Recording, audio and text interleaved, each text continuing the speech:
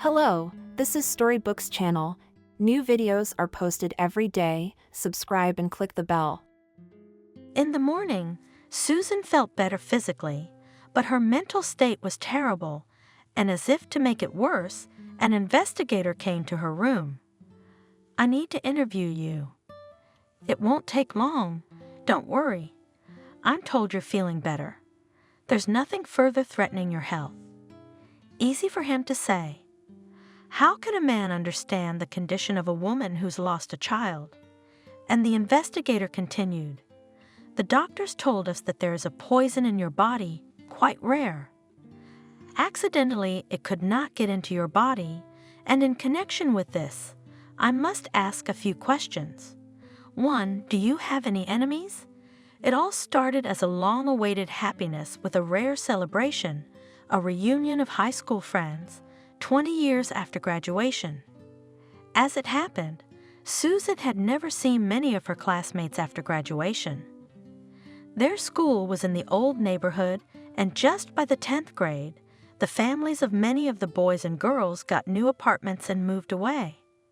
Graduating class, some of them had already traveled from the new neighborhoods almost across town. And after graduation, Susan's family left, and a new life began, an institute, new friends. First years, Susan longed for her native places, came to visit those who stayed to live in the old house, and in the school somehow came, but then it was not to that, and other attachments appeared.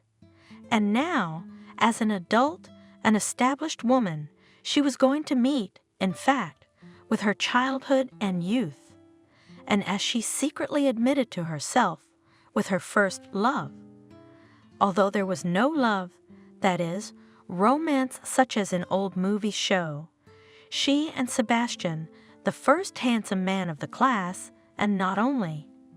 They did not walk hand in hand, did not kiss furtively in the public garden, under a lilac bush. Alas, all this was only in Susan's dreams. In reality, there were only her bitter tears in her pillow, because her beloved did not pay any attention to her. That is, he did, when it was necessary to make her laugh, to embarrass her in front of his friends. By graduation, she couldn't tell if she loved Sebastian or hated him. And after graduation, they never saw each other again, which Susan was happy about, although there was still a void in the place of that failed first high school love. Would he come or not? Susan thought, getting ready for the meeting. And what had he become? Was he married? "I thought he was going to law school." "No, I'm not going to talk to Sebastian about my long-lost love, and I don't hope that we'll be able to make something work now." "Oh, I'm just curious. And not just about him, but about a lot of other people. There's Kevin. He seemed to have a crush on me. Kept looking at me in class. Or is it the obnoxious John? I hope he doesn't show up at all. Although I hear he married our first honors student. How interesting it would be to find out about everyone, who became who, how they changed, what they look like." Susan herself could not boast of success in her personal life, no husband, no children. In this, of course, is not the slightest fault of that Sebastian. She had much stronger crushes. There were also relationships, but it did not lead to anything. And not because of the fact that Susan something was wrong, not the beauty of her fate did not deprive her, not mind, and the character was golden, but first she wanted to finish the institute and studied very seriously. Her father by that time has already very seriously engaged in business and believed that the only daughter will be his best assistant. And while I wait for you to marry a good man, and even take, you will find a poor man. Don't sulk. I'm just kidding, but every joke has its own joke. Don't trust anyone, and in general, go ahead and learn it yourself." Susan studied well, without any encouragement, and her father's words motivated her even more. Her father relies on her, considers her capable of continuing his life's work, and his daughter did not want to disappoint him. So the search, at least a poor man, at least a reliable assistant, were postponed for later, after graduation.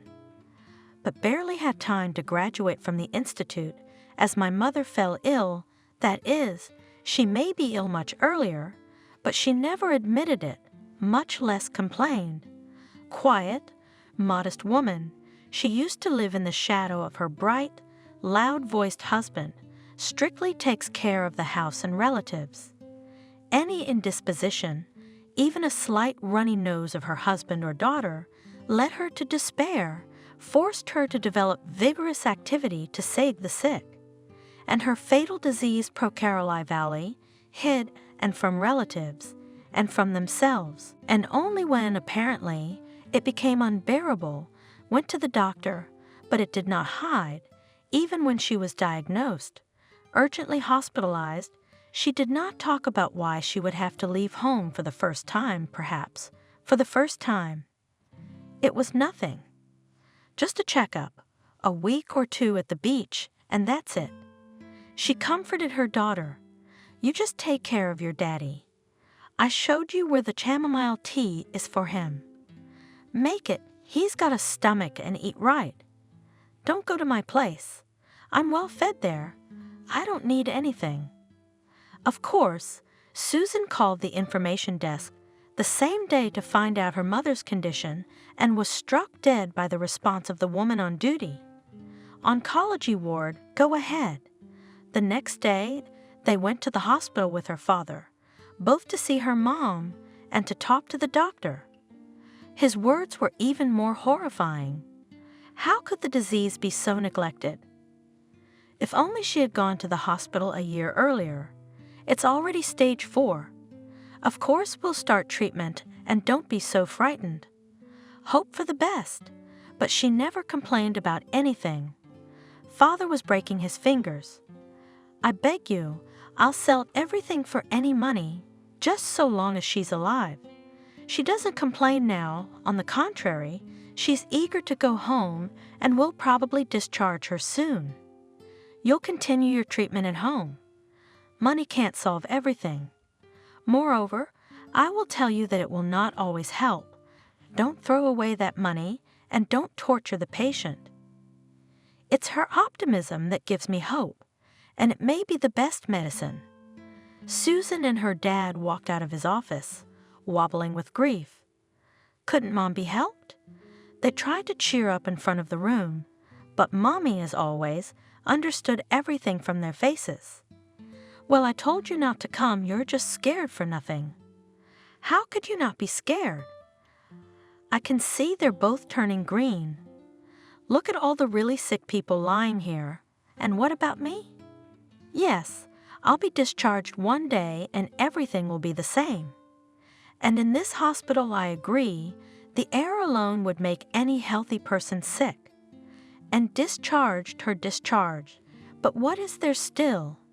A terrible disease, every day changed Mom, took away from her strength, did not allow to hide her condition. At home she was treated, faithfully took medication, even said that she was getting better. But what better? A year later she collapsed. Susan had to quit her job, learn to be a nurse, a caregiver. Well, it's all for the best. If something happens, and you know how to give first aid and give a shot, my mom used to joke, although God forbid that these skills are needed. Be well, both of you, may you be well. Don't cry, my daughter. I'm not saying I'm dying. These pills are making me feel better. I'm sleeping very well, and I'm completely healthy in my sleep. But not in her sleep. Mom melted away and died 2 years later. Her father's grief prevented Susan from mourning her mother. She began to fear for his condition. Always cheerful, active, not discouraged, he seemed to be deprived of the necessary nourishment. His wife's illness and on him and affected him not in the best way, and her death in general turned not old yet a man into a weeping weak old man, with shaking hands. How is it, my daughter? How come we didn't keep our mommy safe? Every now and then, he said. How can we live now, my dear? Susan was afraid that her father would seek solace in alcohol. But no, he didn't need it. He always looked like a drunk. Her daughter tried to bring him back to work, realizing that it was the only way to save her, but her father was no longer interested in anything. He went to work, frightening the employees with changes in his appearance and behavior, and Susan was already doing all the work. No matter what question or advice she asked her father, the answer was the same. "What difference does it make, Susan? Do what you want. You can't get your mom back. Then what's the point of all this?"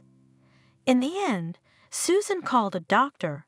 A person can't just melt from longing like sugar in boiling water. It turned out that in addition to depression, the father has a serious heart problem. A year later, after the death of his beloved wife, and father died, exhausted, as everyone who was aware of what was happening said, Susan became the sole owner and manager of the entire business. True, there were some kind-hearted people who wanted to become co-owners of the partners. What's a girl to do with a load like that on her own? "You'll ruin your father's business," they told her. But Susan wasn't such a girl. She was already 26, and for the last few years, she'd been carrying everything on her own, and she'd managed very successfully. On the other hand, they started coming around. "You need to get married. A year or two more and you'll be an old maid. Marry a reliable man, have a baby. That's your woman's business, and a husband can handle the business." They began to bring her grooms, and this Susan, completely disgusted from the thought of the need to arrange their own fate. Maybe among those young and adult men were worthy, maybe even dreaming of a relationship and marriage, but also about the company too in each. She saw some mercantile interest and recoiled with fear. She could not give her father's business in the wrong hands. And she herself did not want to become an annex to the firm. That's how she lived 10 years alone, not really burdened by loneliness. Well, yes, sometimes very much wanted to become, finally, the mother of the family, to take care not only of the business, but also of relatives. But with each passing year, the possibility of realizing this dream all weakened. Dreams remained. In them, she had both her children and her husband. And this husband more and more often acquired the features of Sebastian, unfulfilled love. That's why Susan was going to meet her former classmates, with excitement and anticipation of some changes. And in general, she wanted to unwind. Not so often happened in her life holidays. Yes, at work sometimes organized corporate parties. Sometimes she was invited to visit a few relatives. Her mother's cousin, her father's brother's family, that's all the fun. But what fun is there? At the corporate party, she is still the boss. You cannot relax completely. And relatives, you come like a holiday and everything is as it should be. The table is set, salads, baked chicken, homemade pickles, Napoleon cake, and talk. And I'm still waiting. Susan, when you and your fiancé come, or even your husband, I want to see your kids. Why are you shaking your head? It's time. You're over 30. What are you waiting for? You've got your beauty and your mind. Who else is going to be married and bring up children? After such a holiday, you go home with an unpleasant feeling, although you realize that the aunt wished you well and spoke sincerely. But who needs the sincerity? And here, after all, there was a meeting with those whom she had known many years ago as children, and now she was to see them as adults, but also to show herself and boast of her successes. Because Susan believed that not only family is the most important thing in a person's life. Yes, she is not married, but not because her 5 husbands left her, and she alone now brings up 5 children, and not because no one needs her. She may have other interests and other achievements, and not a small one, because in her business life she succeeded, and she looked very good. I remembered how my aunt sometimes sighed at the TV. I wonder how people age differently. That artist. We're the same age, for God's sake. Yes, she's 2 months younger than me, but you'd think she's 20 years younger. They're like dragonflies, and sometimes I can barely crawl. Well, you compared our life and theirs. Her husband consoled her. What about my life? I did not carry stones, and she not only vacationed at resorts. They have artists. Life is not sugar, too. Touring, rehearsals, all sorts of travel, and that not to mention the nerves. It's just that you can marry her, but I'm in a home for invalids. Tell me too, and who are you going to marry, bride? Uncle was joking. Jokes are jokes, but we must think about what Susan should wear tonight. Maybe, of course, in a simple, youthful way, in jeans and a sweater. They're high school friends, but they're not high school friends anymore. And his business suit is also not an option, not a business meeting, decides want to relax. For the same reason 2 fancy outfits are not suitable, not a fashion show after all, and she is not a model. It is necessary to dress smart, beautiful, but not flashy. She's not going to arouse envy either, and in whom? Her classmates? They had a good class, no marginalized people. No one became a media personality either. There are no artists, writers, or any other celebrities, so she has to look accordingly. Although Susan, it must be admitted, has achieved more than many. Yes, she has something to be proud of, but she is not going to show her superiority. She chose a beautiful dress, but not provocative. She also did her hair herself, quite restrained, with jewelry is not overdone, and was ready for the exit. The gathering of those wishing to take part was appointed at school in the assembly hall, and on the way to the school, a petite beauty rushed up to her. Susan, you? Oh, you look gorgeous. You're so beautiful, and what a car. My husband dropped me off and left. What an asshole, chirped Doll Beauty, in which Susan easily recognized a former classmate. Cindy, I'm so glad to see you're still so dainty. No, I've grown 2 mosquito heads. Susan laughed happily. She was really happy to see the smallest girl of their class and to hear her doll-like voice. Who's coming over there? Oh, is that James Clark? He put a frog in my briefcase in 6th grade, so I'm gonna get back at him. I think that's Molly and Robert. They got married. We have 4 couples. Can you believe it? Come on, let's go. Finally, everyone was gathered, seated in the auditorium, and the former students were greeted by the teachers who had grown old and sweet. It is even strange that 20 years ago someone was afraid of them, someone frankly disliked them. Also, classmates, what kind of good grown-up people have all become?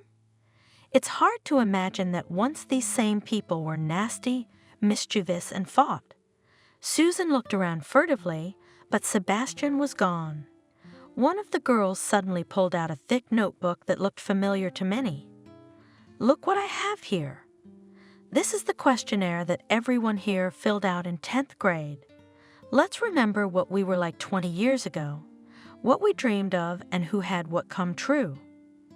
Everyone leaned over the notebook with interest, hardly recognizing their youthful revelations. They regretted that most of the questions were not so interesting and important now. Well, who cares what movie I liked back then? Here, let's talk about who wanted to accomplish what. Here's Cindy. I want to be loved and be loved. Did it come true? It came true. I divorced my first husband, but through no fault of my own. It was a mistake, but I'm happy now. My second husband and I have true love and a beautiful daughter. Kelly, you wanted to be a kindergarten teacher. Did it work out? Unfortunately, no. At the insistence of my parents, I graduated from a technical college, but I don't work by profession. Only my own kindergarten. I had my third boy a year ago. Well, we'll make that count. Clara, a junior high school teacher, and how? Teacher, but high school. I'm trying to teach math to the same people we were recently. Even with the overachievement, well done. That's James, but there's a bit of a joke in there too.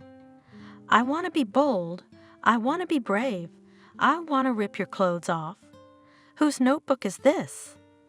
Yours, Lucy. You and James got married, and this one's a total hit. Now you're Susan. You're going to go to school and carry on your father's work? Yeah, I had to. Although if I'd written a couple years earlier, it wouldn't have been the same. But look at everyone else's writing. But Sebastian, I'll be a judge, and then you'll be on your own. Joker. Where is he, by the way? He's not here, but he said he'd be here. I called him. I heard from one of Sebastian's old friends. There he is. There he is. Cindy shouted triumphantly. Remember what the punishment for tardies used to be? Scrubbing the floors after class. But we don't have class today. Laughing, Sebastian, who showed up later than everyone else, shook hands, hugging, recognizing his grown-up friends. Susan stood up to meet him too, and for Sebastian it was as if everyone around him had disappeared. He was looking at her with that look she had longed for in the past, but now what? Now it's a grown, respectable man, probably married. That's why he was late. Probably asking for his wife, I guess. Hello, Sebastian, she said to break the stupor. Or what should I call you now? Your Honor? No, my dream didn't come true, although I became a lawyer. True, now without a job, just left the firm where I worked for 10 years. I just realized that there will be no development there. So I don't know what title I'll be honored with yet. And you and Susan, your ladyship now, you must be glowing. I won't be offended if you call me that. Susan laughed. She wanted to remind him how he had called her names in childhood, but she bit her tongue. There was no need to spoil such a wonderful evening. Meanwhile, the festive part was over. Everyone moved to the banquet hall, where the conversation became more lively. Then the dancing began. Sebastian, of course, invited Susan, and more than once. She, remembering that she was driving, refused alcohol, but she still felt drunk with happiness, back to the days of her long-gone youth. Her dream had come true. It was Sebastian who held her in his arms, her gently spinning head resting on his shoulder. After such a wonderful encounter, would they have to part again? He whispered compliments, spoke of his admiration, but nothing more. Susan already knew that Sebastian was not married, but apparently he didn't need her either. At the end of the evening, she decided to take matters into her own hands. Sebastian, take my card. Call me if there's anything wrong with the job. My old lawyer at my firm just quit 6 months ago. I hired a young one, 3 years out of college, you know. So I'm looking for someone more experienced. You're always welcome. And shortly after that evening, a new lawyer arrived at Susan's firm. To the great displeasure of the previous one, Alvin Togo was not fired, but was made Sebastian's assistant. The young man, also very smart, did not quit, but no one knew the true reasons. He stayed with the firm, having received, whatever you say, a demotion, not because he was afraid of being out of work. Good lawyers everywhere are worth their weight in gold. The reason was much deeper and more serious. Alvin was secretly in love with Susan. But it never occurred to her, but what kind of love would that be? The guy was 12 years younger than her, and small signs of attention, like the appearance of fresh flowers on her desk, a cup of her favorite coffee for lunch, she attributed it to the subtle courtesy shown by colleagues, and maybe Alvin himself, but only out of respect. Sebastian, however, began to court her quite openly, which delighted Susan. He did not seem to be burdened with loneliness, that is, she managed to convince herself of it. In fact, what are the difficulties of a single, but quite well-to-do, in addition, a city woman? There is no mowing in the city, as it was written in some book, and physical help was not needed. But lonely evenings, what is it like? Especially for a young, beautiful woman striving for an active and interesting life. Especially after 30, it became difficult. At first, Susan, demonstrating independence, boldly went alone to the theater, concerts, exhibitions. It seems that such events do not go to socialize with gentlemen, but alone turned out to be painful. One to come, at intermissions to sit in the hall, crumpling in his hand program, one to leave, and no one will not help to take off your coat, no one then will not get it in the check room, will not serve. Everyone goes in pairs and is so alert, attentive to their companions, but she is alone. No one to talk to on the way home, to discuss what we've seen and heard. No, it is better to sit at home, though alone, but no one knows it. And if we don't respond to the phone calls, then maybe they'll think that Susan's gone on a bender. So what? A woman is lonely. Take a walk, take a walk. For the same purpose, she sometimes bought herself flowers, and on ordinary weekdays returned with bouquets. Let them think she wasn't lonely. What she didn't want most of all was to be pitied. And now she had the opportunity, if not to walk, then to walk, just to come out of her shell. Rarely a day Sebastian didn't invite her to a restaurant, theater, or some other cultural event. And if they did without it, they just walked the streets and talked. So much news has accumulated over the past 20 years. That is not news anymore. But that's for whom, how?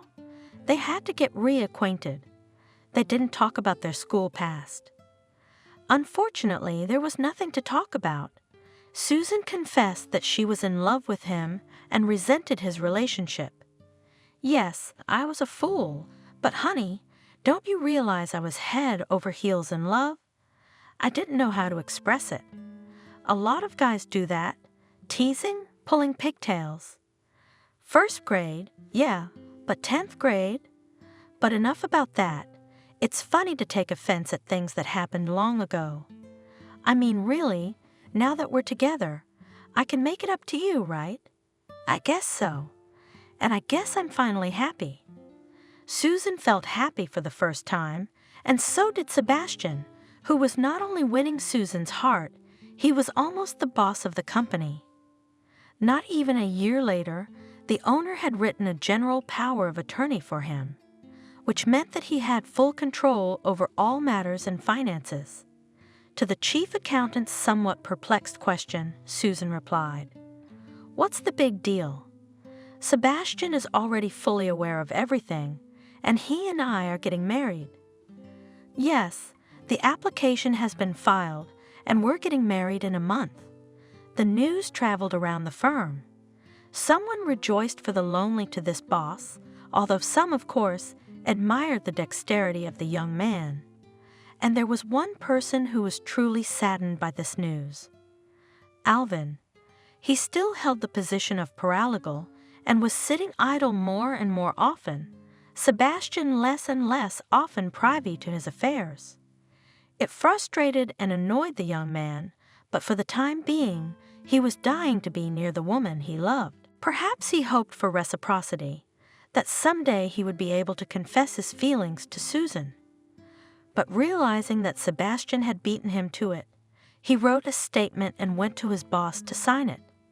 Upon reading the application, Susan raised her eyebrows. "What's the matter?" "Everyone seems to be happy with your work. And that's why I don't have a job, in fact. And anyway, I can't work forever as a junior assistant to the head janitor. Can I? I've got to develop myself. Well, I can't keep you." Susan was indeed a little sad that this young man would be leaving the firm, but not for personal reasons. For her, there were no men other than Sebastian. Alvin was simply a competent and promising lawyer, not at all superfluous in his position. But she signed the application and said goodbye to the young man warmly, writing him a solid bonus for good work. A month later, there was a gorgeous wedding of Sebastian and Susan. Happy newlyweds received congratulations from colleagues and relatives, rejoiced at the changes in their lives, and sincerely believed that their happiness will not end. A few days after the wedding, they went on a wedding trip to a fashionable resort. How wonderful to be happy! Susan exulted quietly. And just to have a vacation from everything in the world except love. I haven't had a normal vacation in all these years, it seems, so I took a week sometimes to sleep. And then suddenly I have the sea, the sun, and you. You are my sea and sun. Sebastian replied, I swear from now on you'll be on vacation like this, several times a year. Alone? Susan pouted. And who will stay in the shop? Sebastian laughed back. It's such an inconvenience to work together, and with such responsibility. We're sunbathing here, and they're already dismantling everything. I've got a 100 times tested team. You don't have to worry about that, but a few vacations a year, I agree. It's not gonna happen, and together. Well, we'll see. I mean, our happiness is just beginning, right? It really was. After returning from vacation, the couple started working with renewed vigor. Susan had one more wish, though, and that was children. And she was aware of the fact that there was not much time left for its realization. The years were flying by so quickly. She herself did not really believe that she would be able to become a mother, and therefore she did not share her dreams even with her husband. And at the end of the first year of marriage, when she first felt some unusual ailment, did not immediately suspect what was obvious, and certainly did not share her suspicions with anyone but a doctor, a gynecologist from a private clinic, whose services she had been using for many years, and there the best suspicions were justified. After a comprehensive examination, the doctor congratulated her on the fact that in 7 months the baby would be born and was surprised by the woman's reaction. She ducked her face into the palms of her hands and cried, "What is it?" "Are you not happy?" surprised the doctor. "I am happy. I just can't believe my happiness. I'm 40 years old. Isn't it too late? Am I giving my baby everything he needs? Well, as long as it's in me. Will my body be able to handle it? What are you worried about? If you'd had a baby every year or a dozen abortions, but you haven't. Your body's been preparing for this event, and as far as I know, it's gonna be fine. Probably more than once. So you can go home and make your husband happy. I hope it's good news for him, too. I bet he will, because we're the same age, and he and I have never had children before." On the way home, however, Susan decided to hold off a bit on the happy news. She and Sebastian would have their first wedding anniversary in a week's time, a very appropriate occasion to announce it during the celebration, for now they would have to rejoice alone.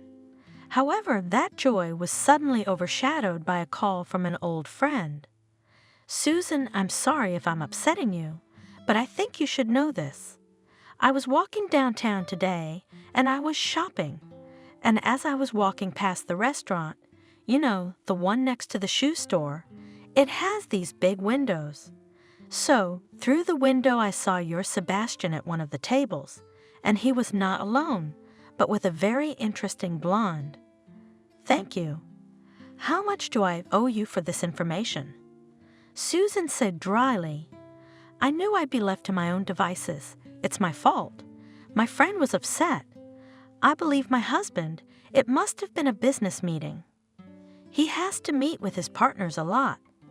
I do not know if with business partners are accepted so cooing, then of course, what can I understand in it?" A friend interrupted the call, and immediately sent some photos. On them was Sebastian. He was really sitting at a table in a restaurant, tenderly holding the hand of a beautiful girl. They smiled at each other. It didn't look much like a business meeting. Susan felt the blood drain from her face. To poison a happy day like this. Though yes, what did a girlfriend have to do with it? But Sebastian can't be cheating on me either. Surely there was a simple explanation. In the evening, she without further ado laid out her phone in front of her husband, with those very photos, and looked questioningly at her lover. And with growing horror saw that Sebastian became nervous. He was clearly confused, did not know what to say, then asked sadly, "Are you spying on me? I didn't think you would stoop to such a thing. It would not have occurred to me. It was an acquaintance decided to open my eyes on your pastime. Congratulations. You have very observant friends. I envy their husbands. Except they didn't do you a favor. They ruined your anniversary surprise. In the restaurant My Soul, I was dining with a client and his lawyer, this very girl. The client left, and I stayed with her. The girl, as you can see, is young, doesn't understand much, so I tried. No, not to deceive her, but to turn the case in our favor, you know? And it's gonna be a very lucrative contract. If I manage to pull it off as planned, we will be able to rise very significantly. For several years we will be secured, you know? In a week's time, it'll all be up and running, as they say. I'll refrain from details, let a little bit of intrigue remain. As it is, I'll have to think of another present." Sebastian had a look of displeasure, a jokingly pouty look, and Susan, of course, melted. "Oh, I'm so sorry. I swear I didn't doubt you for a minute, but you know I had my doubts. By the way, I have a surprise for you, too. A very nice one, I promise." So they made up. Before they could quarrel, trust was restored. Each in his own way prepared for the celebration of the first anniversary of marriage, not realizing that there was a man living nearby who trusted Sebastian, every day less and less. It was Alvin. Yes, he had not forgotten Susan, the woman to whom he had never dared to hint his feelings, and the feelings remained, both for Susan and Sebastian. They were the exact opposite, though. Yes, Alvin disliked his colleague at first sight, which was not surprising, because Sebastian had displaced him in the place that Alvin considered his by right. Perhaps the more senior lawyer had more reason to claim the place, at least experience, but that was well understood from the outside. The appearance of Sebastian, whose relationship with Susan was no secret to anyone, was a serious defeat for Alvin, and an even more serious reason not to like or trust the man. Working together, he noticed some oddities, but there was nothing he could do about it. No one listened to him. After he found out that Susan was marrying Sebastian, Alvin realized that nothing further depended on him. Now he could do whatever he wanted. Suspect his enemy of the worst sins. It won't change anything. Susan loves him, and Alvin. Well, Alvin? At his existence, she simply forgot before the door closed behind him. You shouldn't have dragged it out so long. You could have confessed sooner and let it be. Let's say she'd have laughed in his face, thrown him out of sight. So what? That's how it ended anyway. But then I'd know I'd done everything I could. And she would know that I'm not just an inexperienced lawyer, but a man who loves her and would do anything for her. And this Sebastian, well, I've worked with him. I've seen that he's not exactly a star. I don't know what he will bring to the case to which Susan gives all of herself, but that's their problem. It doesn't concern me anymore. These were the thoughts that plagued Alvin for quite some time after his dismissal. Why did he procrastinate and delay his confession when he had the opportunity to see his beloved woman almost daily? He explained it to himself honestly and very simply. He was afraid. But what would it be like? He, having barely got a job, where he was taken, most likely, just for a trial period, for an internship, and suddenly begins to explain in love, and who, the owner of the company, his boss, chic, business, but older than him in age, and also much more wealthy. What would one think of a guy who would dare to make such a confession? Will Susan not be offended by such a courtship? If she does not even chase him away immediately, will Alvin not become a laughingstock? A quick boy, our shooter has been everywhere, and got position, and a woman not the least, and all the firm in addition. Isn't that the kind of whispers he hear behind his back? Here and waited that he could somehow show himself, to make an impression on his beloved. If she herself had looked at Alvin not just as an employee, but there were no signals from Susan in his direction. Alvin, of course, had found another job after his dismissal, and even enjoyed success not only as an aspiring but capable professional, but also as a single man. Single women and girls paid attention to him, tried to impress him. But how were they to know that he looked at each one by comparing it to another, and in his eyes all women lose to Susan? It didn't matter that they were younger and more suited to his age. It didn't matter that they were single. They weren't Susan, and strangely enough, Alvin hadn't given up hope of still achieving this grown married woman. That is, he assumed that now Sebastian would somehow negatively prove himself, and that it would happen. Alvin had no doubt. And one day he had a chance to find out something about his happy rival. When he was dealing with a fraud case at his new job, he unexpectedly came across a familiar surname, Sebastian. True, he was a witness, but clearly had a much more serious relationship to the case, just to prove nothing. Alvin could not understand the case of 5 years ago. He lacked materials, or maybe experience, but he was interested in the case. Not only interested, alarmed, for if all was as he supposed, Susan was already in danger. And who can help her if his suspicions about her husband, who had unlimited access to all the affairs and finances of the firm? Not only that, but Susan's own safety is at risk. Fearful pictures painted the young man's imagination. He remembered everything he knew about Sebastian originally, that is, what he had told about himself and his past. From his words, everything was great. Brilliantly graduated from the institute, internship abroad, 10 years of impeccable work in a solid firm. Sebastian spoke vaguely about his personal life, except that he hinted at some tragedy, which left a heavy mark. Well, to check all this is not difficult. The check was not in vain.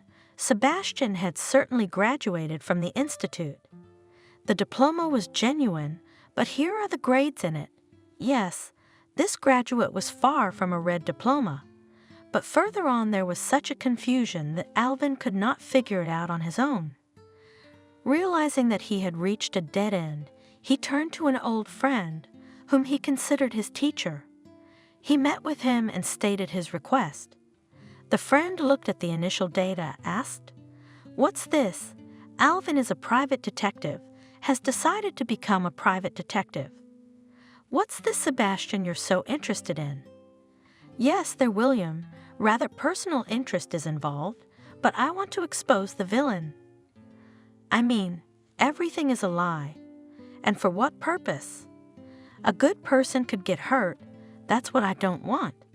A woman?" William winked. "Well, don't blush like a girl, you're young. I'll try to find out what's going on with this young man through my channels. It didn't look like much at first. You can expect anything from a guy like that." It took a lot of time to find out the whole background of Sebastian, but when a friend invited Alvin to the cafe to tell him about the question of interest, it became clear that the young man was worried not in vain. "What a fruit! You gave me Alvin.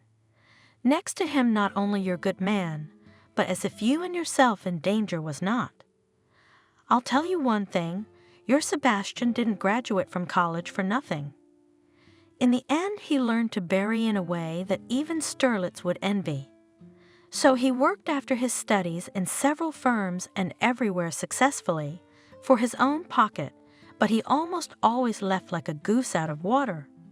Only at first, until he gained experience, or the wrong people ran into, even to the court case came to court, but even there the snake got out of it. So, 3 bankruptcies thanks to his activities, and all so neatly with white gloves. That's what I thought. Alvin sighed. Yeah, wait a minute. Those aren't his biggest sins. Firms, okay, he ruined those, he screwed those, but it happens. What can you do? He's not only that, he's also very unscrupulous in personal matters, which I think is even worse. Was he married? Alvin asked coldly. I wish. I tried not to bring it to that, though I had one marriage, but it was when I was young. Then I looked for ladies, rich ones, by interest, and then I left them, having taken something especially valuable. Here you go. One of them took her own life, after he had left her without money and an apartment. Another ran around the courts, but never got anything, and another one. Well, it's a murky story. After she met our client, she disappeared into thin air. What a nightmare. But why isn't he still in jail? Why? In the business part, he got away with it, but in personal matters, yes, he loved, then fell out of love. And the fact that it made someone else want to live, and someone else ran away, that's not a question for him. Money jewelry? You can prove he took it. He's got nothing on him, naked as a falcon. That's it. He can get away with it now. It's all on the account of his common-law wife, who's a nobody. No one knows how much she got. And now what? Alvin agonized over how he could save Susan now. And now what? Now he's clean as a whistle. He's officially employed by a reputable firm, married to the owner of the firm. I wouldn't give a dime for her life right now. There's a woman walking on a cliff like that.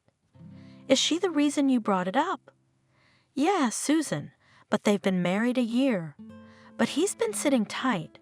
Now he's gonna make a move. If this Susan means anything to you, you're gonna have to go to the rescue. But how do I know if she'll want to be saved? Alvin muttered to himself. Yes, you forgot the main thing. You tell her that she is not the only one he has so-and-so. He has a few years already, as they say now, a common-law wife. Well, that is, he has been with her for a long time and firmly, apparently, they have not only personal, but also business reciprocity. This girl works in a pharmacy as a pharmacist. She hasn't been caught for anything yet, but who knows? So I'd recommend not sitting at the table with him, just in case. Here are the coordinates of this great love of his. Just in case, ask around, it might come in handy. She just bought a car, by the way. And I doubt that on her pharmacist's salary, she does not deny herself anything. Alvin thanked his friend and left the cafe, completely dumbfounded by the information he had received. What to do now? How to save Susan? First of all, he decided to collect evidence, and for the sake of this he made a small surveillance of Sebastian. Now he knew the address of this civilian mistress in labor. It was not difficult.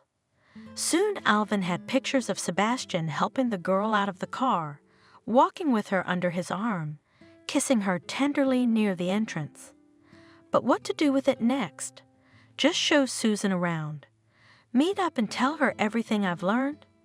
Ask her to be more careful?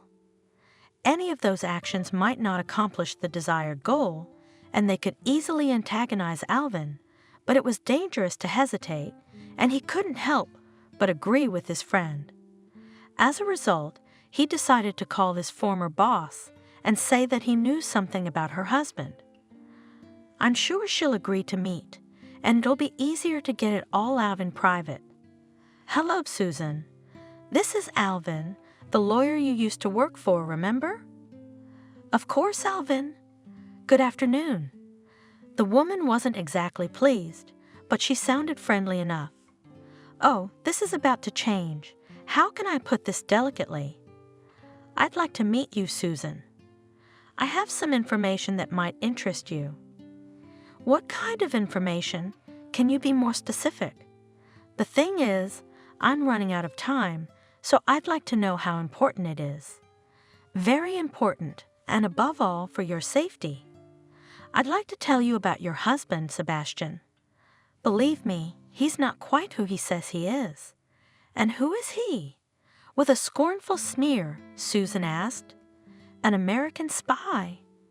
"The Ussuri tiger?" "Believe me, it's very serious." In a pleading tone, said Alvin. "I have proof." "What proof?" she interrupted. "The pictures?" "I've seen 100 of them. We have enough envious people besides you, but I didn't expect it from you." "A young man, educated, well-mannered. Are you still angry about being fired?" "No one fired you. You left on your own." "No, I didn't. That's not what I'm talking about, honestly. I'm begging you, why don't we meet?" "No, Alvin, I don't have time for meaningless meetings. I love my husband and trust him." "Do you think he loves you?" Alvin asked hopelessly. "I don't think, I know. And I'll ask you not to call me anymore. I don't have time. Besides, this kind of talk makes me worry. Have a good day." And Susan interrupted the call. "Why are we so unhappy?" "Unpleasant conversation." Sebastian walked into the office without knocking. "I have to go to the bank to drop off some payments, so sign, Susan. You can do it yourself. Sebastian." Susan smiled strainedly as she signed the papers. "Come on, you're the landlady. So who was on the phone, Ethan? Is he asking for an extension again?" "No, Alvin, your predecessor. Imagine he hasn't been able to settle down for a year. Suddenly he says he's got some information about something. It's crazy, in a word. He's probably stoned out of his mind. Well, I'm off. See you tonight, my love. Do you really love me?" Susan smiled reassuringly. "What do you think? I told you this morning I couldn't have fallen out of love in a couple of hours. I won't fall out of love in 100 years. Sebastian ran away. Susan moistened her eyes. What kind of people are these? Someone else's happiness is worse than cholera to them. That's what they think, and Alvin, and that friend. That she'll divorce her husband after hearing their gossip? No way. She feels that Sebastian loves her. And tomorrow is their anniversary, which they decided to celebrate together, without any noise and noise, she herself insisted. After all this evening, she will tell her favorite the main news. They will have a child, and Sebastian will be happy. They'll wipe the noses of all envious people. Alvin, having finished that conversation, sat helplessly, biting his lip. No, he was not going to retreat, to leave the woman he loved without help and protection. Susan was in danger, but she was not yet able to realize it. She loved her husband like those other, deceived, robbed women.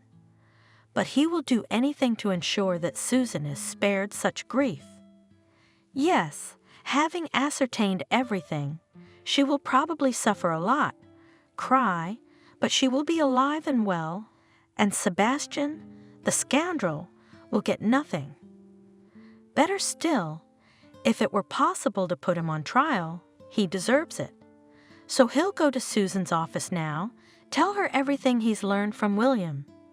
He'll show the photos, suggest a trip to the house of Sebastian's mistress, and he'd better catch the scoundrel there too. And then the poor woman will have no choice but to believe what he says.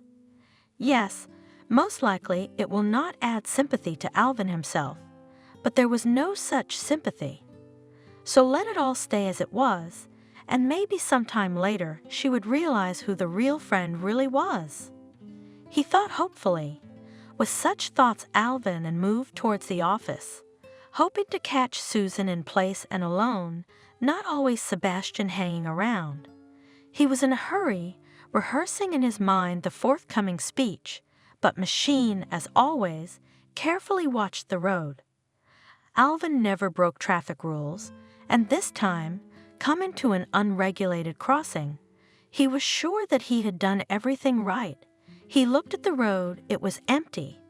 But suddenly, when he reached the middle of the road, a foreign car almost silently came out of nowhere, and then there was a tearing pain and darkness. None of this Susan knew, of course. She was preparing to celebrate not only the anniversary of their life together, but also another, much more important event that only she knew about. It was decided to celebrate in a small, cozy restaurant, just the two of them. Susan, with a discreet glow, waited for the moment when she could tell her husband about her pregnancy. They ordered. Susan was very fond of different seafood. She ordered the pasta with ideas. While waiting to order, she couldn't resist pulling a pregnancy test out of her purse.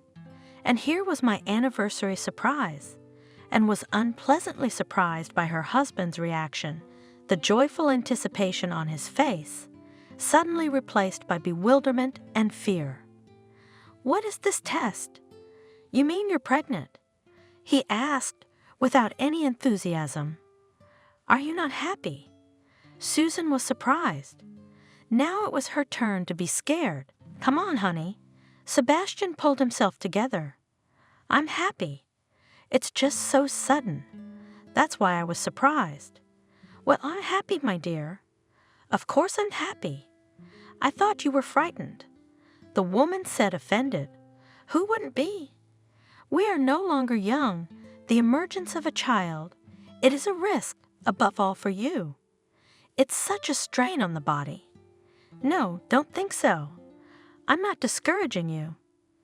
I'm happy. It's just that at this stage, your health is more important to me than anything else." Sebastian's been very reassuring. "My health will be fine. Don't worry. I've already been to the doctor. Everything is fine. No complications are expected." "Well, thank God. Thank you for the good news on a day like this. I didn't expect it, really." The order came, but Susan went out first. She had to visit the ladies' room, and when she arrived, everything was ready. The couple began to celebrate. Not surprisingly, all the talk centered around Susan's pregnancy. "Is that why you ordered the juice? I was wondering why you wouldn't even have your favorite wine. You have to eat for two now, and you're right. Seafood is the best thing for the baby. Aren't you sick?" "Oh, come on, Sebastian." "It's okay, I told you. I'm just pregnant. It's no big deal." "Yeah, the flavor's different. I feel like every dish tastes unfamiliar." "Yeah, well, I've read about that. I don't know which book." This woman thought all the food was too bland. "Would you like some salt? Or would you like some seasoning?" "No, not at all." "Oh, I just said I was fine, and then I jinxed it. I feel dizzy and stuffy. Why don't you pay and let's eat?" "Wait, it's so nice here. Breathe deeply, drink some water. Or do you want a sip of wine? It won't hurt, but you'll feel better." No, I want to go home. Shall we eat?" "I don't feel well." Susan was already feeling very ill indeed, and was surprised that her husband, who had just been so concerned about her health, was sitting so indifferently, looking at her not sympathetically, but as if testing her. "Sit down, don't spoil the evening."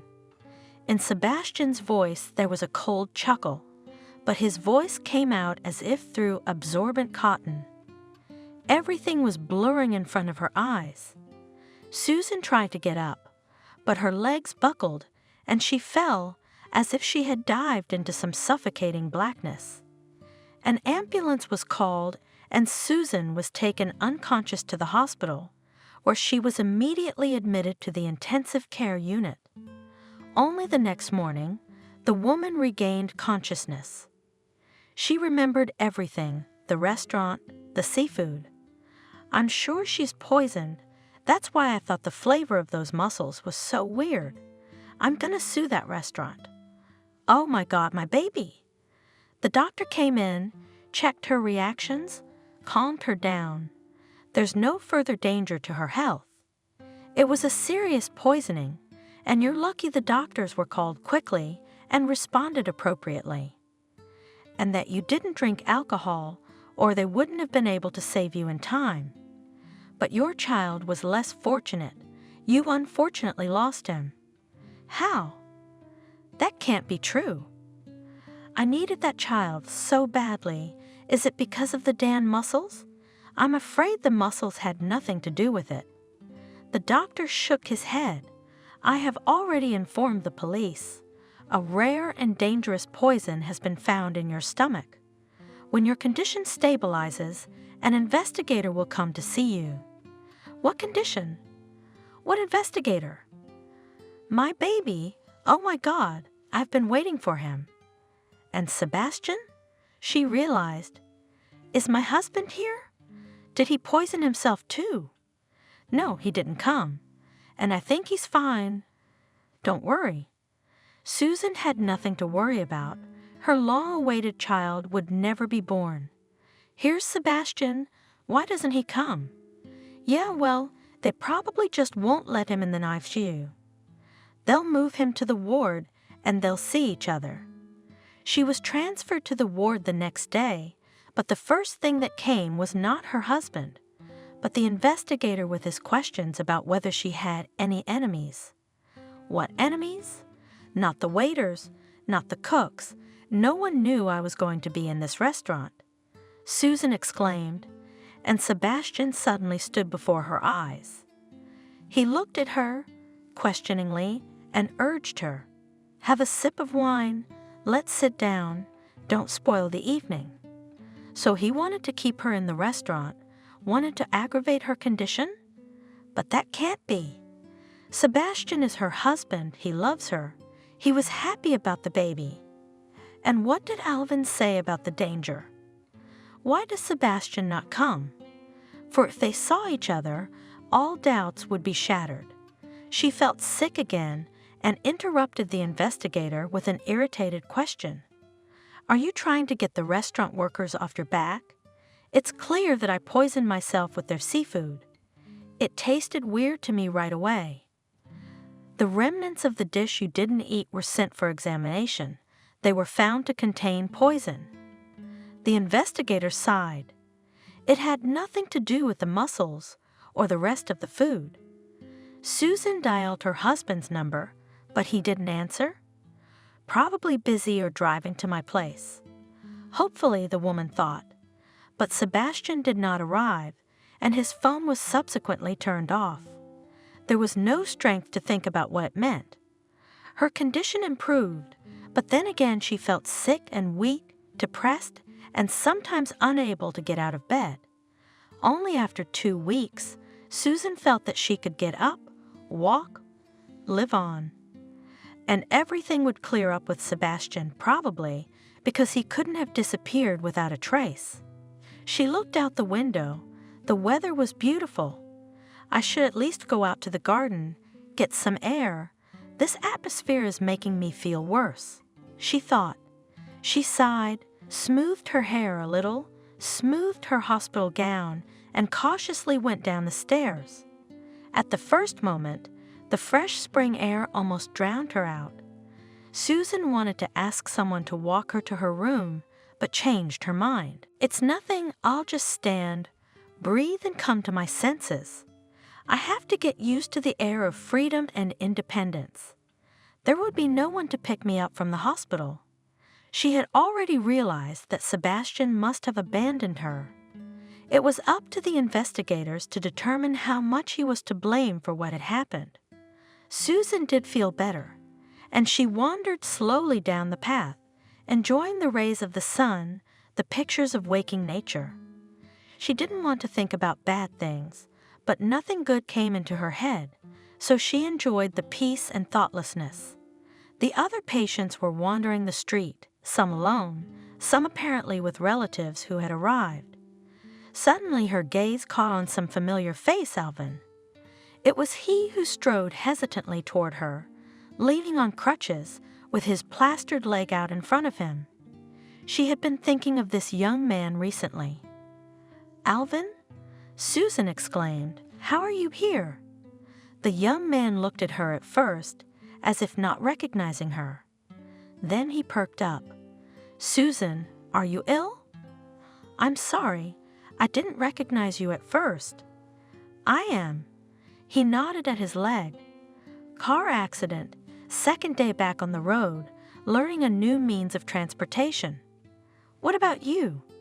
"You've lost so much weight. And me, Alvin, I got poisoned." "You warned me, and I did." Talking to a man who looked at her kindly and sympathetically made her voice break. The tears themselves flowed from her eyes. "Come on, Susan. Let's sit down on the bench and tell me what happened." "Is it your husband?" "I don't know yet, Alvin." Sitting down on the bench, Susan replied, "The investigators are still looking into it, but judging by the fact that my husband hasn't shown up or called in 2 weeks, you were right. I understand the investigators can't find him either. They're on him though, right?" "That's good. Can you give me your investigator's cell phone number?" "Or he can have mine. I really need to talk to him. I already know something about your husband." "Yes, of course you do. I can't tell you anything. I'm so clumsy. Love is in my eyes, but he loves me.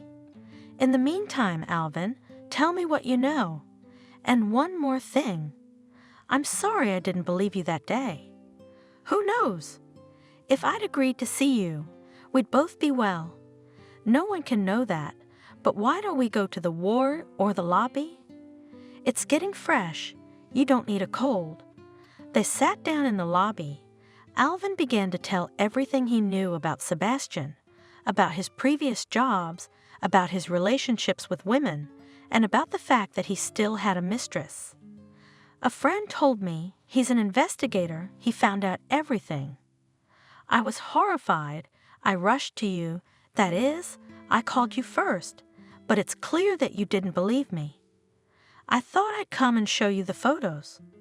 Although you said you'd already seen it all, but everyone can't lie, especially since the investigator was here. So it's already a fact. Now I don't know what to believe anymore. I wish none of this ever happened, including the meeting with Sebastian. Then why did I go to that high school friends' night? Tell me something else. Why did you find out about Sebastian? Did you have something against him? Or did you find out something bad before? Before? Before I knew you, Susan, I fell in love with you. Don't you get it?" Alvin finally decided to speak up.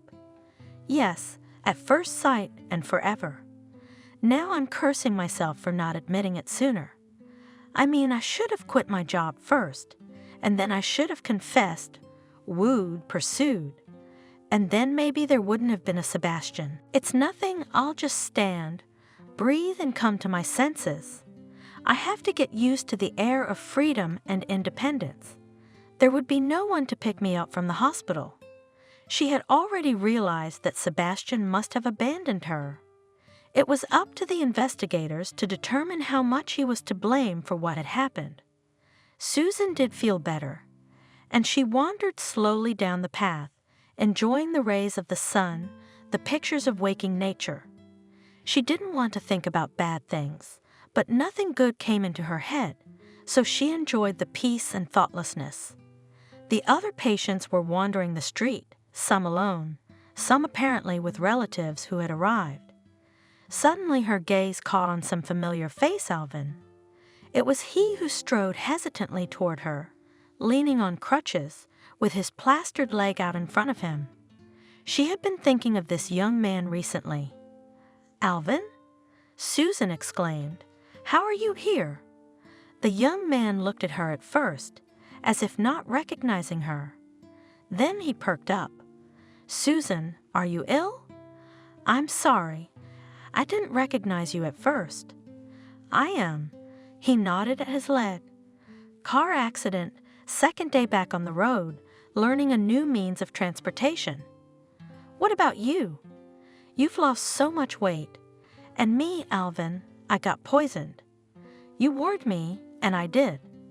Talking to a man who looked at her kindly and sympathetically made her voice break. The tears themselves flowed from her eyes. "Come on, Susan. Let's sit down on the bench and tell me what happened." "Is it your husband?" "I don't know yet, Alvin." Sitting down on the bench, Susan replied, "The investigators are still looking into it, but judging by the fact that my husband hasn't shown up or called in 2 weeks, you were right." "I understand the investigators can't find him either." "They're on him though, right?" "That's good. Can you give me your investigator's cell phone number? Or he can have mine. I really need to talk to him." "I already know something about your husband." "Yes, of course you do. I can't tell you anything. I'm so clumsy. Love is in my eyes, but he loves me. In the meantime, Alvin, tell me what you know. And one more thing. I'm sorry I didn't believe you that day. Who knows? If I'd agreed to see you, we'd both be well. No one can know that, but why don't we go to the ward or the lobby? It's getting fresh. You don't need a cold." They sat down in the lobby. Alvin began to tell everything he knew about Sebastian, about his previous jobs, about his relationships with women, and about the fact that he still had a mistress. "A friend told me, he's an investigator, he found out everything. I was horrified. I rushed to you, that is. I called you first, but it's clear that you didn't believe me. I thought I'd come and show you the photos. Although you said you'd already seen it all, but everyone can't lie, especially since the investigator was here. So it's already a fact. Now I don't know what to believe anymore. I wish none of this ever happened, including the meeting with Sebastian. Then why did I go to that high school friends' night? Tell me something else. Why did you find out about Sebastian? Did you have something against him? Or did you find out something bad before?" "Before? Before I knew you, Susan, I fell in love with you. Don't you get it?" Alvin finally decided to speak up. "Yes, at first sight and forever. Now I'm cursing myself for not admitting it sooner. I mean, I should have quit my job first, and then I should have confessed, wooed, pursued, and then maybe there wouldn't have been a Sebastian." Alvin? Susan, who had suspected something like that before, but thought it was just a normal youthful interest in a mature woman, was astonished. "But what are you talking about? I'm much older than you. It's just indecent." "What's indecent? Love? No, whatever you want, but you're the only one for me for all time." "What's age got to do with it? Men get old sooner, and now we look the same age. Ask anyone. So right now you, Susan, look half my age. A fragile, confused little girl next to an old man on crutches. But even so, I'll always protect and support you.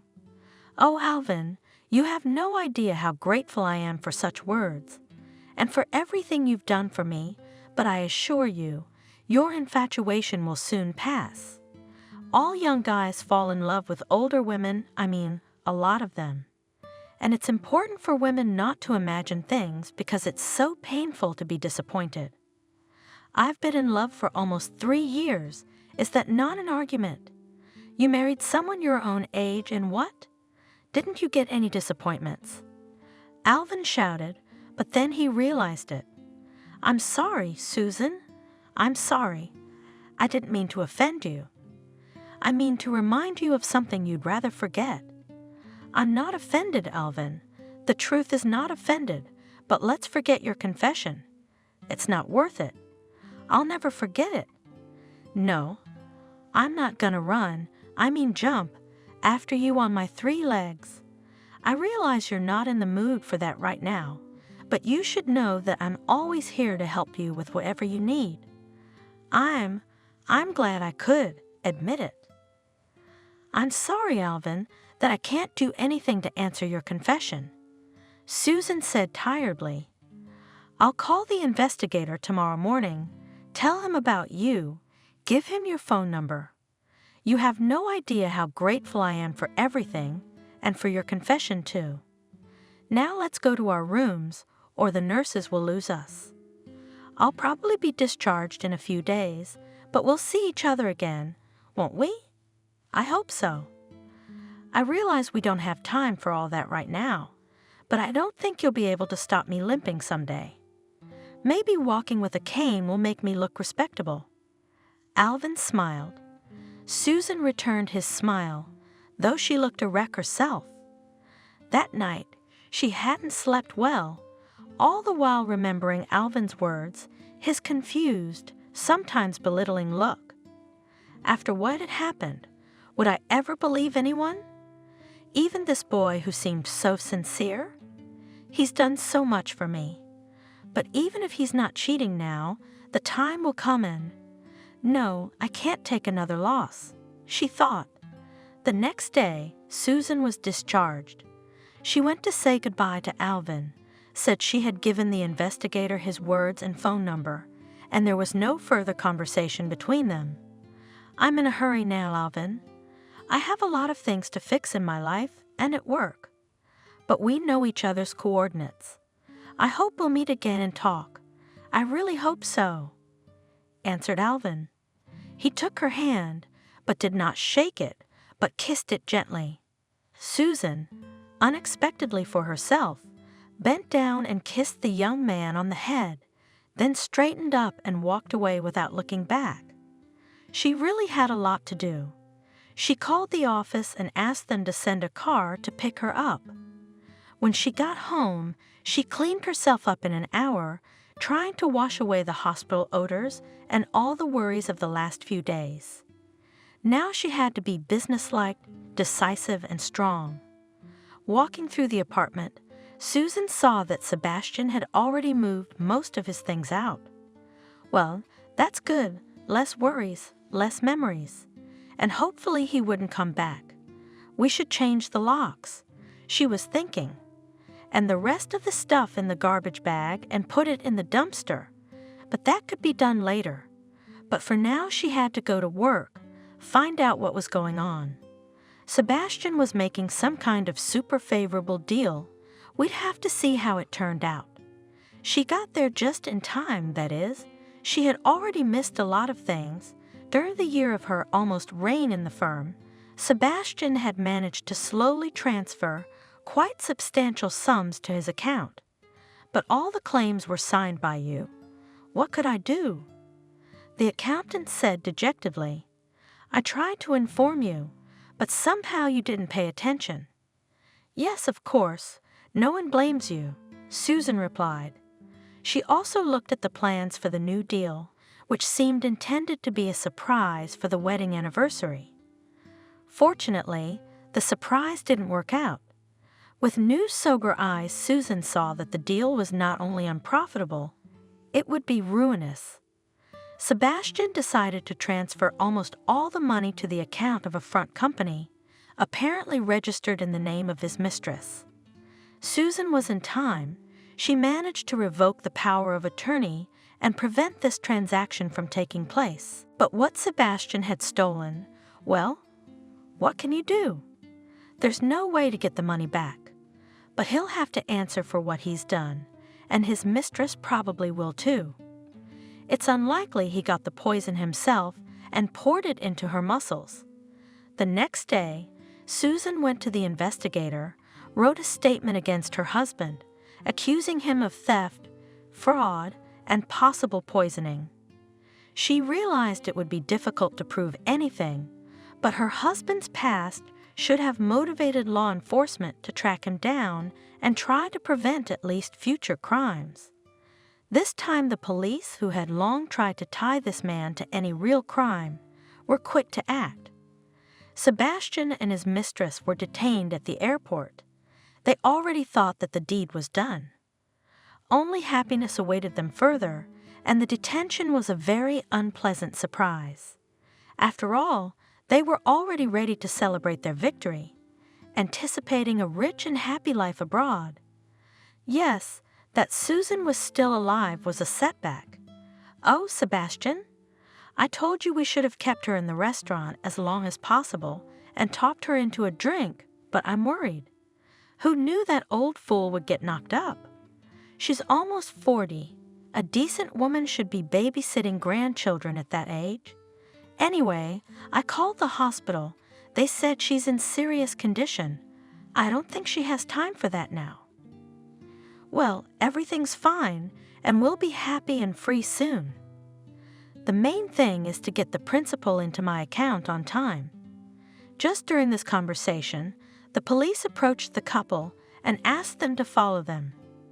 How Sebastian did not rage, shouting that the boarding of their plane had already been announced. How his mistress did not beg him to let her go at least, as she has nothing to do with this man. Both were detained and taken to the detention center. Sebastian, outraged by the betrayal of his mistress, was not going to vindicate her. "What a bastard you are, Lara!" he shouted. "You have no relation, then? That's the man I've become. You want to blame it on me? Well, don't. What did you get my money for?" "What money? What else are you thinking? You planned the whole thing. You turned it around, and now it's my fault. No way. You can't put me away for nothing." The bickering continued at the confrontations, tiring the investigators to no end. However, thanks to these mutual accusations, a lot of information on the merits of the case became known. The role of Lara in the affairs of Sebastian, the degree of guilt in the poisoning of Susan became clear. "Did you really mean to kill your wife?" asked the investigator, who had seen a lot of things in his life. "Aha! I lived with her for a year and I wanted to. If I'd wanted to, she'd have been dead in a week. I wasn't even going to get a divorce. I could still use her. It was that snake. How did I know what she gave me in the bottle? She said Susan would just pass out and forget things, make it easier for her to manage. Don't listen to him anymore." Lara sobbed. He begged me to give him something to make that fool go away. "I told you not to pour out too much, half the visor only. And then she'd just get a little sick, and he'd transfer all the money to himself while his wife was in the hospital and go far away. He was the one who decided to pour it all out, especially since she was already pregnant. Susan really wanted to meet her husband, and the opportunity came, also in the investigator's office. The woman looked bitterly at the man she had loved so much in her youth and recently. After all, she thought that she would live with this man all her life, that they would be happy. "Tell me only one thing, Sebastian. How could you?" she asked, no longer hoping for an intelligible answer. "I could what?" "You couldn't. That's why I'm sitting here now." The man grinned. "That's not what I mean. You killed your child." "What baby? Did I ask you for one?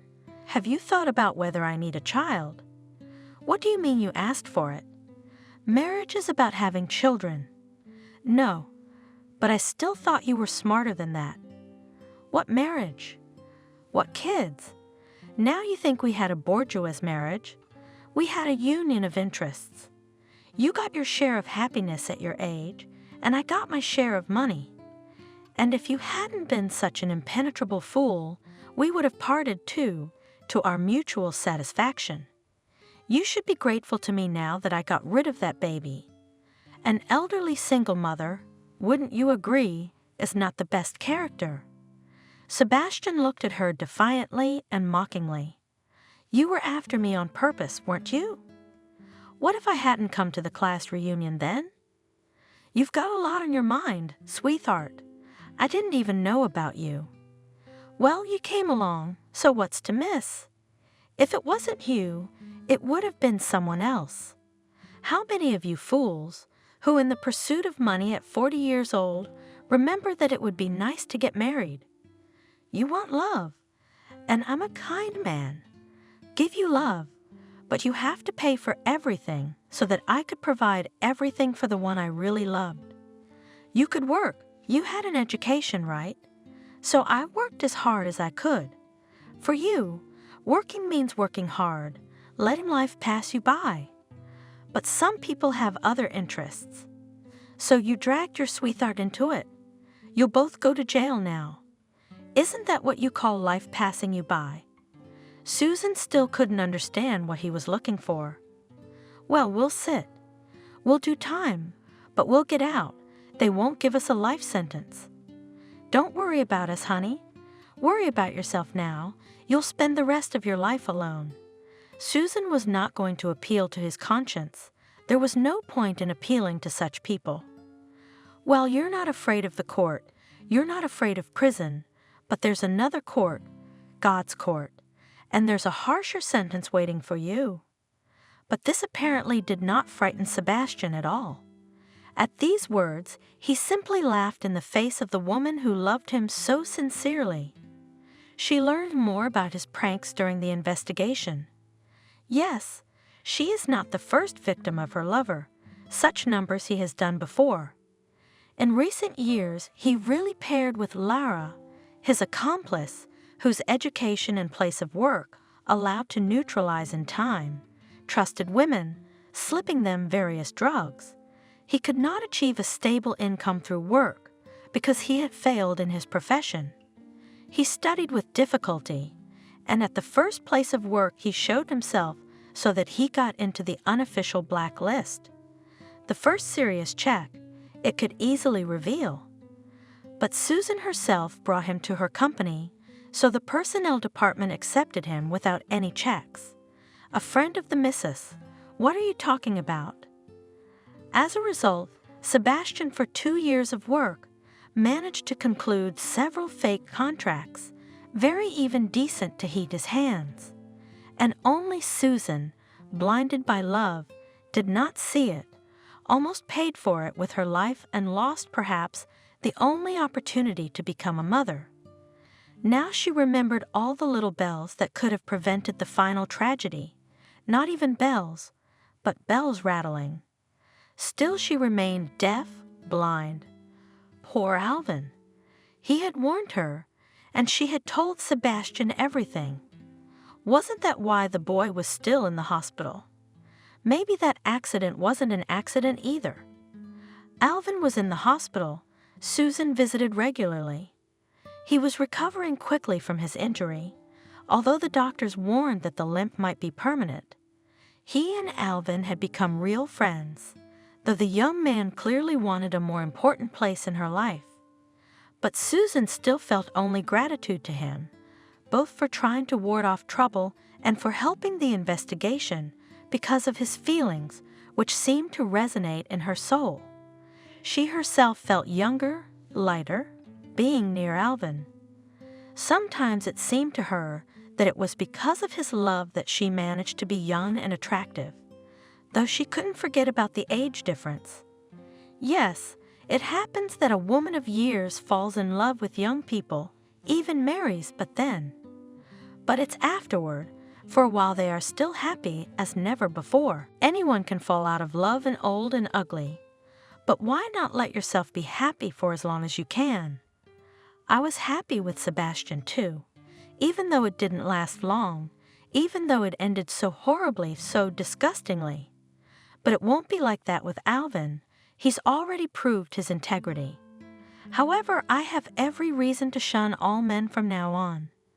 Then I should get a cat, sterilize it, and live together without fear that it would run away and live to a ripe old age all alone.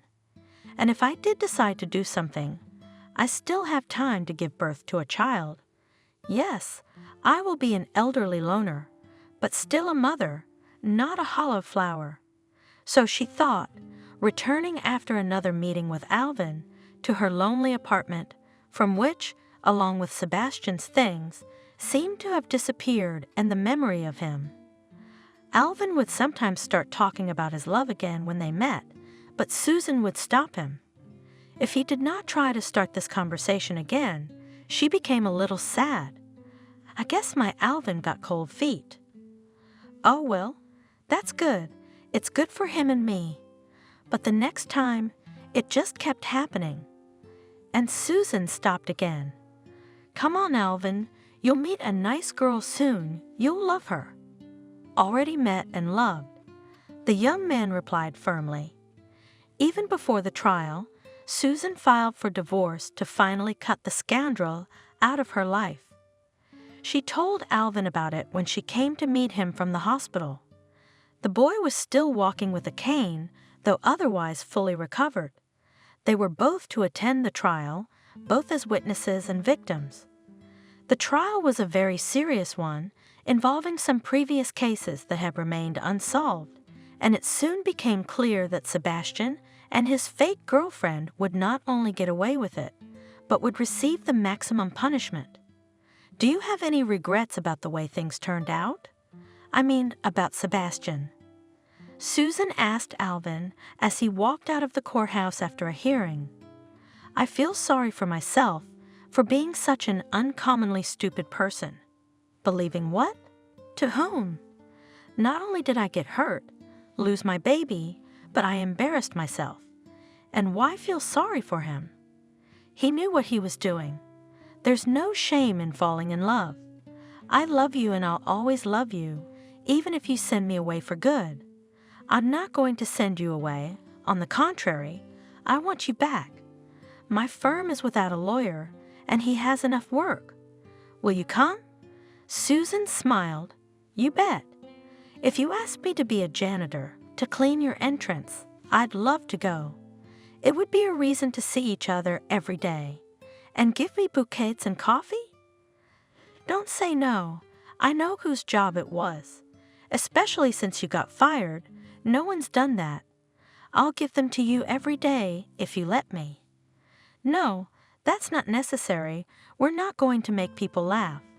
Susan smiled. So they started working together again. Well, everything is back to normal. Alvin thought. The only difference is that I confessed my love, but I got something like, my nose isn't big enough. But how do I convince her I'm serious? How do I get her to trust me? To love me? Alvin thought lost in thought. They often talked to each other, both at work and afterwards, sometimes going to cafes together after the end of the work day. Soon the trial of Sebastian and Lara took place. It was 6 months after the incident. Arrogance, bravado, sarcasm, all flew off this couple, only to find out that the jokes are over in terms, and they are waiting for real and not insignificant. And so, in fact, it turned out. After the verdict, Alvin and Susan went to a restaurant to celebrate the end of a long, all-studied case. I don't know, Alvin, maybe it's a sin to be happy about it, but I can't help it. I'm not so much rejoicing as celebrating the release from the nightmare, from the lies I've been living for the last year.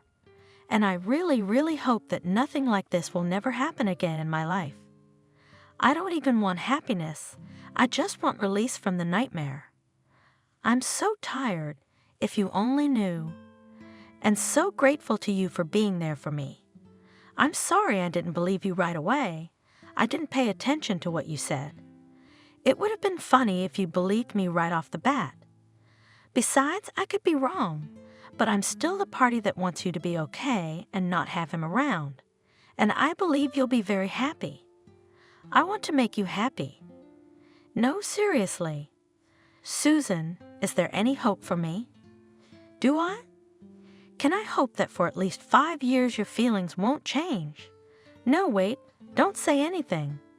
5 years is nothing, but they'll flow differently for us. You'll mature into a serious, solid man, and I'll be 5 years older. Oh, you again? I told you, it doesn't matter. Alvin was very tense as he decided to finally clear the air about the relationship. If Susan and this time will answer with a refusal, citing the age difference, he did not know what to do. Just get out of her life, not to annoy with his confessions and himself, and not to torment in vain hopes. Yes, that would probably be the best course of events. How many rejections do you get? They do. Susan crumpled her napkin nervously. Marry me? Alvin took the ring box out of his pocket and placed it on the table in front of her. I can't live with this uncertainty anymore. Either say yes or say no definitively, and I won't bring it up again. The woman, with slightly trembling fingers, took the box, opened it, and admired the ring with the red stone. Yes, Alvin, yes. I'll save the peace and freedom for later. Okay? Let's say we live another 5 years. For the sake of 5 years of happiness, I can risk 5 years with a man who I can see loves me and whom I also love. Alvin walked around the table, approached Susan, kissed her on the lips for the first time. The company at the next table broke into applause. Other visitors joined them. Congratulations and wishes of happiness flowed, and a few months later Susan and Alvin celebrated their wedding, attended by all their colleagues who also sincerely wished happiness to the young people. They did look very happy indeed, and were so. No age difference was noticeable, and Susan herself did not think about how old she was. It was the first year of her real life, and that year ended with an even happier event. Susan had given birth to a son, a healthy, beautiful boy. All the failures and misfortunes of the past could be forgotten, as could the age difference between the parents. Susan was at last completely happy and no longer thought of her years. She had more to think about than just some numbers.